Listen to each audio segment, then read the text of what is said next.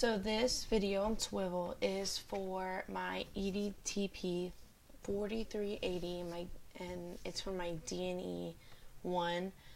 I do have a computer with some notes right here, so if I look over, that's what I'm looking at. Also, I'm trying out my microphone, so I don't know if it's working. Okay, so for this D&E, we were told to look at a disability or more specifically a learning disability. And so for me, I chose ELLs because I think a lot of time they're underlooked when you're doing differentiation in a classroom. And a strategy to help ELLs that sounds really, really simple, and it is, and a lot of teachers overlook it, is setting goals and starting each day with a list of goals and a list of things that need to be done that day. So throughout the day, these ELLs can go through and they can look at what they're supposed to be doing and track themselves and see if they're on track for what's happening in the day.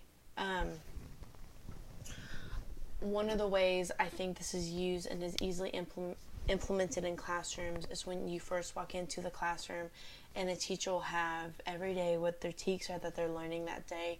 It's not hard on that same side or on a weekly handout like most teachers do to come and have an agenda for every day. And even if all those things on the agenda might not be finished within that day, giving an ELL a resource to look back and say, oh, we're supposed to have a spelling test on Tuesday, that means we have a review on Monday. Having those little bits of areas where ELLs can grasp on and they can look and see what they're supposed to be doing is really, really important to help their learning growth, as well as have some sort of differentiation in the classroom that they might otherwise not have had. So for me, another way that this is important is because in small districts, sometimes it's easy for ELLs to get overlooked. And what I mean is, a lot of times, if they're in, I'm teaching in a rural district right now, I'm teaching in Roosevelt ISD, is if the classroom doesn't have SPED kids specifically in it, a lot of times they're just grouped in with normal gen ed kids. And so for them, they're not learning as well as other kids. They're not doing as well as other kids because they don't always understand or aren't always able to follow along with social cues that native English speakers are able to pick up. I don't know if my hand keeps touching it.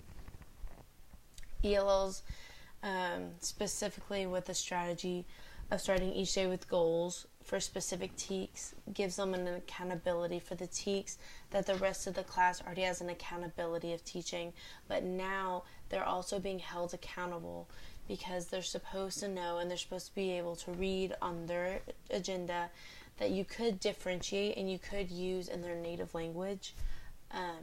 That's another strategy. But what you can do is you can hold them accountable and say, did you complete every member of these TEKs, which then correlates to the assignments that they were supposed to, which correlates to what was supposed to be on their list of specific goals. So even though setting a goal is very simple in the classroom, and it's what most teachers do without thinking about it when you create a send home letter for what you're doing this week. When you get ELLs and you sit them down, you go, these are the goals that must be complete at the end of the week. And then throughout the week, you can do tutoring. You can pull them aside and do one-on-one or two-on-one or small group instruction. You still have that accountability that you're looking at and you're like, they did learn and they did. And so it's a checklist, not only for students to make sure that they're on top of their learning, but it is a checklist for teachers too. I think especially when you get into middle school, my D&E was for 8th grade because that's what I'm teaching right now. I think it's really important for 8th graders before they go into high school, especially, to be held accountable for their grades and to be held accountable for their own learning, because at the end of the day, I can facilitate learning and I can help them learn, but I can't force a student to learn the information. I can print off all the worksheets, but I can't force them. And I think when you do something like this, when you're setting goals that you're requiring them to meet, it helps them because they're starting to learn how to take care of themselves. And this, I think, this D&E was specifically for a learning disability like LD or ELL, but I think you can differentiate it for those kids, but I think you can also use it for gen ed kids too, to help them also hold accountability for themselves in the classroom. So just to recap, my EDTP 4380 D&E 1 was for my content area social studies. My strategy was starting each day out with specific goals for specific TEKs that are being taught that day or that week. My grade level is 8th grade because that's my grade right now.